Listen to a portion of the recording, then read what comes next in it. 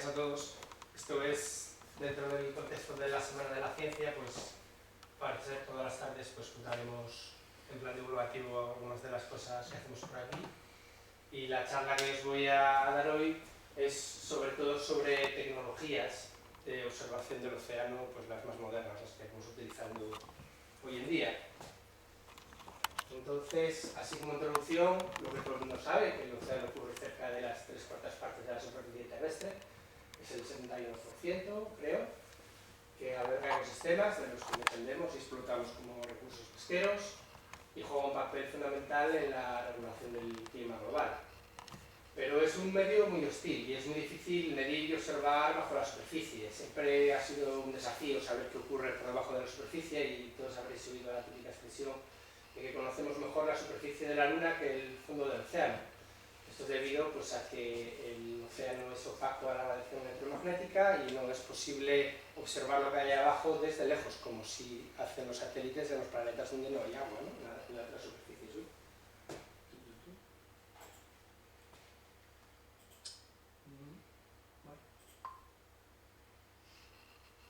Sí. Bueno, durante prácticamente toda la historia de la humanidad hasta el otro día, realmente no se sabía lo que había poco más allá de los primeros metros de la superficie. Lo que conocíamos era lo que venía a través de restos y las capturas de los aparejos de pesca. Y bueno, pues también dejaba mucho lugar a la imaginación, ¿no? A lo que contaban que se había visto algunos pescadores, o bueno, trozos de cosas que realmente no se sabía lo que era.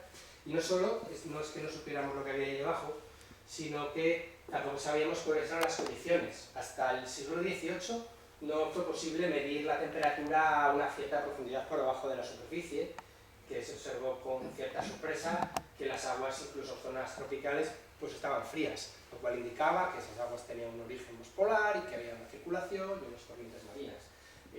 Ahora nos parece muy sencillo, pero si bajamos un termómetro a cierta profundidad, pues al subirlo se nos va a ir calentando con el agua y cuando llega arriba pues nos va a volver a dar la temperatura de superficie y pues eso, no fue hasta esta época que realmente se vio la manera de ver qué temperaturas había por ahí debajo. Entonces, a mediados del siglo XX en adelante, pues con desarrollos tecnológicos que hubo a nivel global, espaciales, etcétera, también nos hubo oceanografía. Y por fin pudimos observar y medir el océano en profundidad, las profundidades del océano. Y nos encontramos con que en los fondos marinos pues hay un montón de paisajes diferentes, que algunos de los cuales los estamos comenzando a explorar. Y estos tres ejemplos son de por aquí, del Cañón de Avilés, del Banco del Cachucho, que tenemos formaciones de corales, campos de esponjas, bosques de gorgonias, se dice bosques pero a cierta profundidad son animales, todo, no hay plantas donde ya no llega la luz. ¿Y por qué hay unos ecosistemas en estos sitios? ¿Por qué son diferentes? Pues por lo mismo que en algunos sitios hay bosques de encinas, en otros sitios hay hayedos, etc., por las condiciones ambientales en cada lugar. Entonces no vale solo con bajar y observar, tenemos que medir todos los parámetros que hay alrededor, la temperatura y la salinidad, son los clásicos de hidrografía, pero por supuesto las corrientes marinas y propiedades químicas, oxígeno disuelto, abundancia de nutrientes, niveles de pH, todo esto condiciona que los hábitats sean unos o sean otros. Entonces, bueno, como decía, no es suficiente ir, bajar, mirar un momento y marchar, hay que tener sistemas midiendo de forma permanente, no solo por comprender estos ecosistemas, sino también por el papel del océano en la meteorología y en el clima global. Así que la charla es cómo observamos y medimos ahora en el año 2022, después de varias décadas de desarrollos tecnológicos. Entonces, muy brevemente, todo está entremezclado, pero por organizar un poco lo he separado en lo que son las tecnologías para la observación del océano profundo y lo que son las tecnologías para la medición sostenida de condiciones ambientales, para medir de forma más o menos permanente. Y luego un poco un guiño a lo que hacemos en el centro de Gijón, una combinación de metodologías nos ha llevado a diseñar nuestro propio sistema para medir en estas zonas. Son los proyectos Van der Pik, de lo que hay un póster ahí fuera y el equipo está ahí fuera y bueno, comentaré también brevemente al final. Así que he recogido varios vídeos que son públicos, están en la web, muchos son nuestros, están en YouTube y iré pues primero por las tecnologías para la observación, luego las de monitorización, pondré primero una diapositiva y luego unos vídeos donde vemos funcionar los sistemas de los que voy a hablar. Entonces, ¿cómo hacemos para observar el océano profundo? Bueno, pues lo primero que conocemos todos son los submarinos y los batiscafos tripulados. Esto es carísimo, solo los países punteros en tecnología y en ciencia han podido desarrollar batiscafos tripulados. En la izquierda es el Alvin, estadounidense, que descubrió las primeras comunidades asociadas a emanaciones. El del medio es el Nautil, que es francés, bastante famoso, bueno, en su momento por el Prestige, que ahora estamos también de aniversario. En España no hay ninguno, sí que hay un prototipo que es el Ictineu catalán, que bueno, que yo sepa lleva años en pruebas y bueno, siguen probablemente lo que tienen de desarrollar, es el de la derecha. Pero bueno, es muy peligroso, o sea, es muy caro porque es muy peligroso, tienen que bajar personas, no tienen ningún contacto con la superficie, todos los sistemas de seguridad hay que reforzarlos muchísimo, o sea, que operar un equipo de estos es tremendamente caro. Entonces, los submarinos tripulados están perdiendo el protagonismo en favor de vehículos de operación remota o ROPS por sus siglas en inglés, que van conectados con un umbilical al barco y permiten obtener imágenes de mucho detalle y manipular muestras. Pero también son muy caros y realmente en España hay muy poquitos y es el que está aquí en la fotografía, que luego lo veremos en un vídeo, es el Iropus del Oceanográfico, del Instituto Español de Oceanografía, que bueno, pues es tristemente famoso o muy famoso, saltó a la prensa con el motivo de la búsqueda de los cuerpos de bueno, pues de unas niñas asesinadas por su padre hace un par de años. Vaya, Dios. Estoy aquí. Bueno, como esto también es muy caro, un método más simple es simplemente poner una cámara con su estructura para que baje la cámara y bajarla con un umbilical y llevarla a remolque. Esto es posible, son los trineos y las dropcams, y esto ya hay más, lo podemos operar cualquier técnico en oceanografía con una cierta experiencia, y pues este trineo, por ejemplo, pues es del oceanográfico, bueno, estos dos, y bueno, vamos a verlos en acción, para lo cual voy a saltar a un vídeo donde vemos los sistemas en marcha, los de observación. Vale. Siempre vamos a partir de buques oceanográficos. Este es el Ángel Salvariño, tenemos dos buques gemelos con los cuales solemos operar en el Cantábrico casi todo el año, y este es el ROP. Como decía, pues ya solo hace falta 3 o 4 operarios específicamente para el ROP, con lo cual ya casi llenas la mitad de la carga de personal del barco. Y bueno, pues es muy aparatoso, se baja con esta especie de sistema que es un ascensor, se llama un TMS. Si queremos ir a bastante profundidad no nos queda otra opción por el peso, se desciende hasta pues, la profundidad de trabajo, el máximo para este equipo son 2000, aunque es difícil llegar, normalmente se queda a profundidades inferiores. Sale del ascensor y ya pues, puede trabajar y explorar la zona próxima al ascensor. Se controla desde ese tipo de salas, claro, los ROVs, pues la calidad de imagen es la máxima posible, mandan la imagen por los umbilicales y podemos acceder a los ecosistemas profundos pues con este nivel altísimo de esa resolución. No solo eso, nos podemos pues parar algo que nos interese, acercarnos más, hacer zoom, recoger una muestra si es necesario, si lo pide alguien. Entonces bueno, todo esto es por aquí, por el entorno de los cañones de Avilés. Pues aquí se pidió un zoom para ver este extremo de esta esponja carnívora, en fin, esto es realmente lo máximo que podemos conseguir realmente con estos equipos. Pero claro, como decía antes, son tremendamente caros y además tienen un radio de acción relativamente constreñido a la zona donde estás trabajando. Entonces los trineos son muchísimo más sencillos de utilizar y permiten batir territorios mucho más largos. También se baja pues eso, por el costado del barco, aquí se ve cómo se desciende el trineo, y una vez llega al fondo, evidentemente no tienes la precisión, bueno, la sala de control es muchísimo más simple, son los propios técnicos de oceanografía que hacen todo lo demás, y no es el pararse delante de un animal y a lo mejor manipularlo, pero hacer vuelos por zonas sí nos lo permite, y además nos permite batir territorios muy amplios en un momento. Este fondo, por ejemplo, también es de las cabeceras de los cañones de aquí, eso es un tipo de estrellas de mar. Entonces, es lo que se está utilizando de forma sistemática para cartografiar los hábitats. en gran escala para decir, bueno, necesitamos para proteger áreas pues, de interés, necesitamos tener todo el mapa y saber pues una zonación, cuál es el hábitat de las esponjas, cuál es el hábitat de los corales, cuáles son fondos alimentarios donde realmente no tendría mucha interferencia con la pesca. Estos son montículos de coral, bueno, se aparece ahí sobreimpresionado. Como veis es un vídeo que podéis ver en la web, en el grupo Ecomag, pues hay varios vídeos colgados de todas las regiones del Cantábrico. Estos son bosques de gorgonias. Estas gorgonias pues, tienen una altura pues, prácticamente de 1 metro o más y bueno, pues, se orientan a la corriente y llenan zonas muy rocosas. Estas son de la cima del Cachucho. Entonces, serían un poco los 3 bloques de sistemas que utilizamos para ver qué hay ahí abajo, en el fondo del océano. Pero adelantándome ya al final de este vídeo, no solamente queremos ver qué hay allí, sino que queremos medir las condiciones. Entonces, vuelvo a la presentación.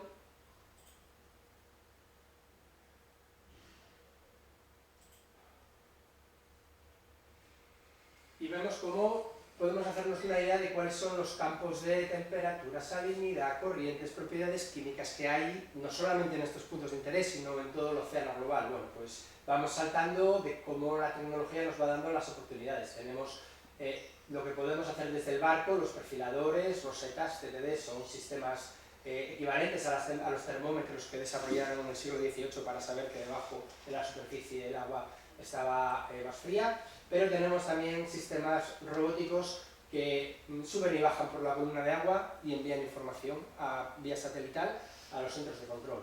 Algunos derivan solos, otros tienen cierto control de navegación y luego cuando queremos muestrear en sitios fijos podemos anclar sistemas al fondo para que se queden allí viviendo. Entonces, vamos a repasarlos también con un vídeo.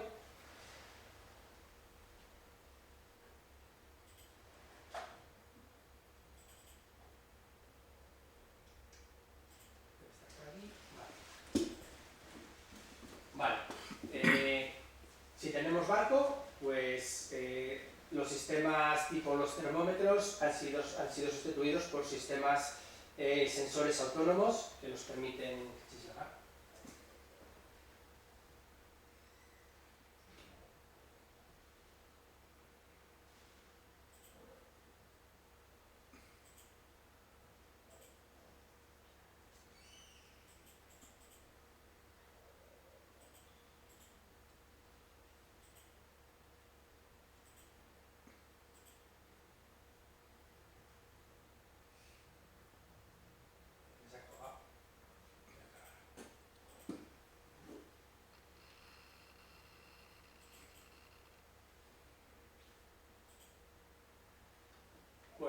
como decía, es una roseta oceanográfica, tenemos los termómetros y muchos de los sensores de física han sido sustituidos por sistemas electrónicos que graban continuamente o registran continuamente y lo envían a la superficie del barco y podemos coger muestras de agua discretas y hay muchas cosas que solo podemos medir así y en el futuro previsible solo se podrá medir así, recogiendo muestras de agua y con muestras in situ, pero otras muchas ya se pueden hacer con sensores y esas las podemos sustituir por equipos que van a trabajar solos por nosotros cuando no estemos. Y estos son las boyas Argo, que son perfiladores robóticos que suben y bajan por la columna de agua. Esto es el largado de una de ellas desde los buques desde un buque de Lieo. Hay ahora mismo, es un programa internacional en el que colaboran pues, prácticamente todos los países del primer mundo. El objetivo es tener en el agua entre 3.000 y 4.000 boyas Argo trabajando de forma permanente. Y bueno, ya se alcanzó hace unos cuantos años y esto es lo que nos está dando las medidas más precisas de cómo se está calentando el océano. Están constantemente emitiendo, este es el ciclo. Derivan a unos 1.000 metros de profundidad durante unos cuantos días y pasado ese plazo extienden hasta los 2.000 metros y suben grabando toda la columna. Temperatura, salinidad, oxígeno disuelto, todas las propiedades que tengan, las envían por satélite y vuelve a empezar el ciclo. Esto nos da los centros de las cuencas oceánicas, pero cuando queremos medir a lo mejor en contornos o una línea concreta no nos sirve, porque estos al fin y al cabo se los lleva la corriente. Así que ya tenemos que ir a vehículos de este tipo. Esto es un glider.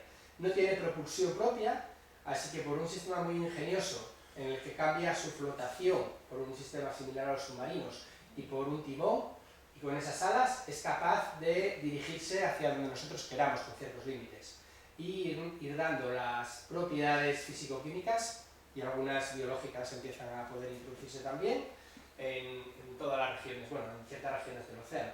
En España hay 2 grupos operando gliders en este momento. En el oceanográfico está previsto la compra de gliders también de forma inminente. Bueno, inminente era hace un tiempo, supongo que seguirá siendo inminente, pero y acabarán llegando. Bueno, el futuro para lo que es la oceanografía es esto. Esta es una versión autopropulsada, es un AUV, un vehículo de operación remota autónomo.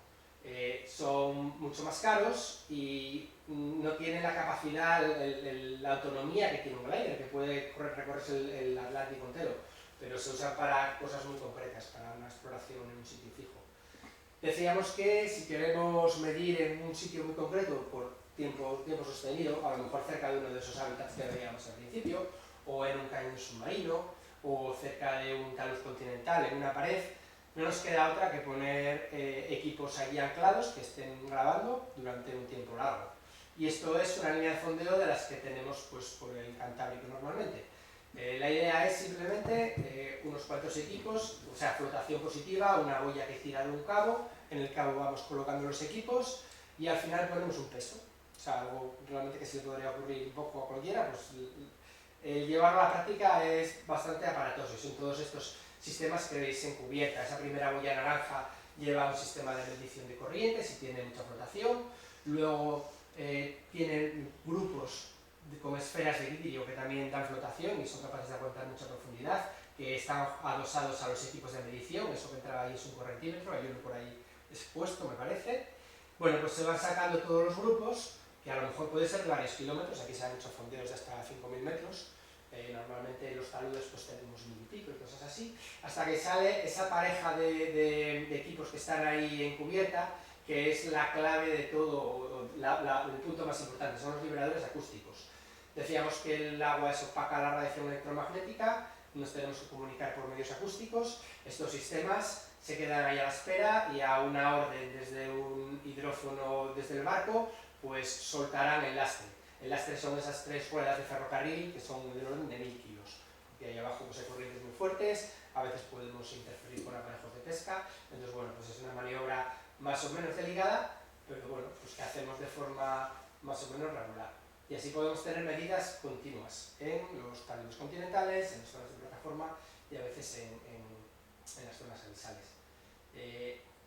Las boyas Argo, por ejemplo, los gliders no nos dan medidas de corrientes, y esto es muy importante porque sí no nos dan.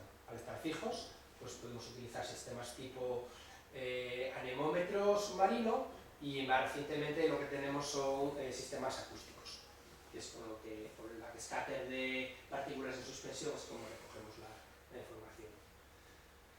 Y esto sería más o menos un repaso de las tecnologías que estamos utilizando hoy en día para observar el océano profundo. Y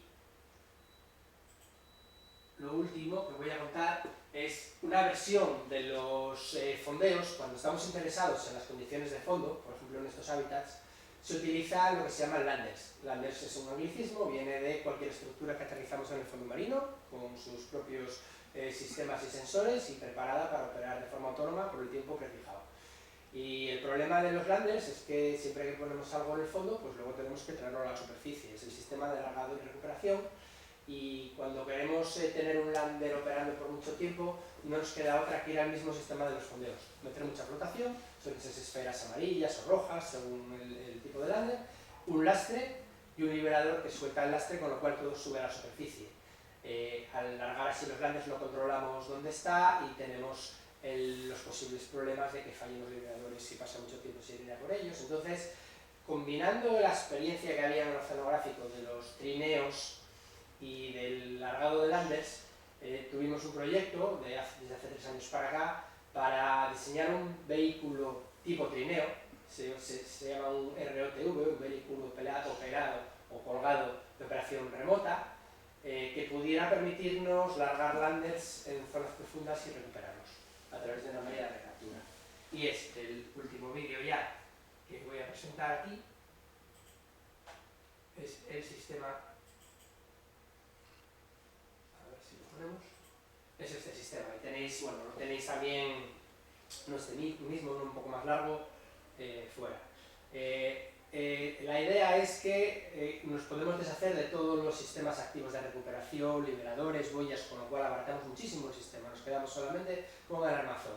Y el vehículo, pues el lander baja colgado, tenemos un gancho que se acciona de forma mecánica, una cámara cenital con la que controlamos todo el proceso y bueno, pues lo largamos por cubierta. Esta unidad lleva un sistema muy básico, fue de las primeras pruebas que hicimos antes de estar seguros de que iba a funcionar.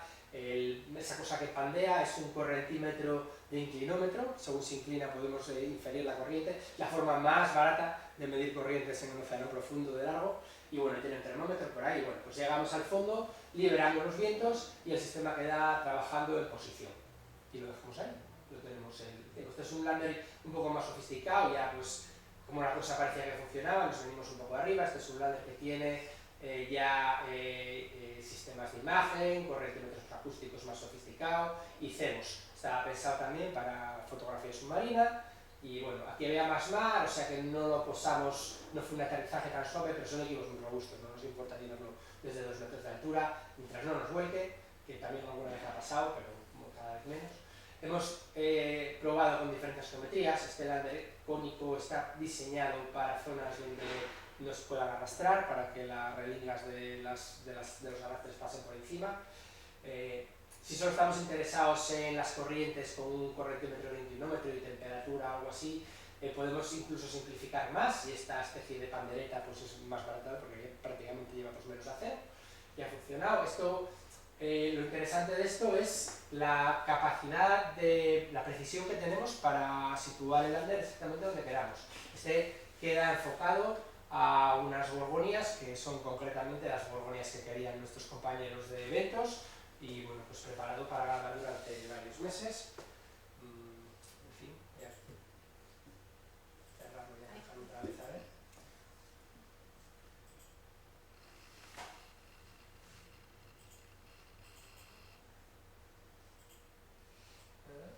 Andaba por aquí, me parece. Bueno, a ver si ahora llegamos al final. Cuando el sistema ya está trabajando en el fondo marino, pues como veis nos hemos quitado encima todas las esferas de flotación, todos los lastres, todo el liberador acústico, solo hay equipos de medición ahí y bueno, pues el sistema queda trabajando.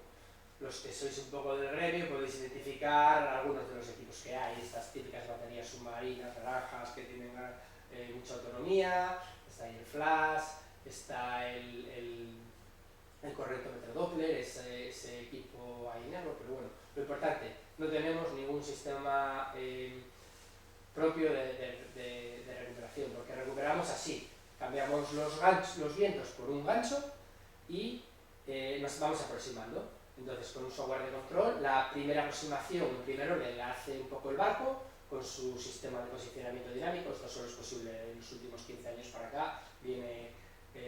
Son avances de la industria petrolífera realmente los que permiten esta capacidad de control. Y a los últimos metros pues los hacemos, tienen unos motores propios y con ello pues somos capaces de llegar. Ha resultado sorprendentemente fácil coger los landers. En principio no sabíamos si esto iba a funcionar, pero bueno, si el lander es más grande, pues más fácil aún, pero prácticamente todos los que hemos largado hasta ahora y hemos ido a recuperarlos, pues estaban allí con sus datos. Aquí había un montón de gallinetas ya que estaban muy a gusto debajo del lander, pues se quedaron sin casa. Los fuimos recuperándolos, pues bueno, ya simplemente pues se lleva a la superficie más o menos suavemente, se mete a bordo, se accede a los sensores y a los equipos, se descargan los datos, se cambian las baterías y queda listo para volver a largar en ese o en otro sitio, depende del experimento. Bueno, este equipo pues está ahí fuera también en exposición y ahora en diciembre pues irá al Golfo de Cádiz a trabajar y bueno, pues nos permite un poco la combinación de las dos cosas, ¿no? El problema era que solo teníamos sistemas para ir, echar un vistazo y marcharnos cuando teníamos barco. Gracias a esto pues podemos, además de tener las condiciones ambientales de forma sostenida, podemos ver qué pasa en ciertos periodos de tiempo, y esto es un lapse time de la zona de Canet d'Avilés donde pues se ven ya los productos de los animales y nada. Esto es todo. Muchas gracias.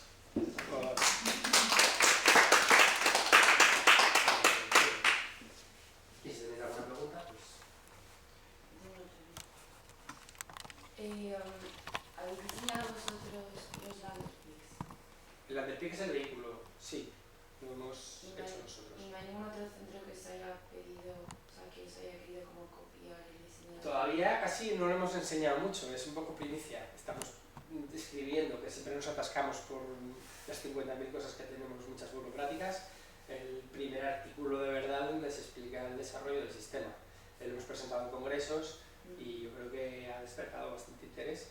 Y ahora casi estamos con la cosa de a ver si lo escribimos rápido antes de que quizás lo hemos contado un poco pronto, pero sí, a nadie se le había ocurrido, así que estamos orgullosos del sistema. ¿Y necesita una patente o algo así? He hablado aquí nos juntamos con una empresa que depende de la Universidad de Cantabria de telecomunicaciones y su criterio era que la patente es menos interesante que el artículo científico, digamos, poniendo la pica en Flandes. En la patente realmente no puedes contar nada hasta que tengas la patente hecha, luego tienes que pagarla y ya no sé nada de patentes. Lo que contaban es casi en muchos campos se está casi abandonando. Ellos prefieren coger la delantera, mostrar lo que saben hacer y para ellos es más interesante. Así que no se barajó, pero al final no se hizo patente. En el fondo es muy difícil patentar algo porque todo lo que hay aquí, pues, ¿qué patentas? La idea, el vehículo, ya existen vehículos robóticos, es difícil encontrar qué es lo que es diferente y es patentable.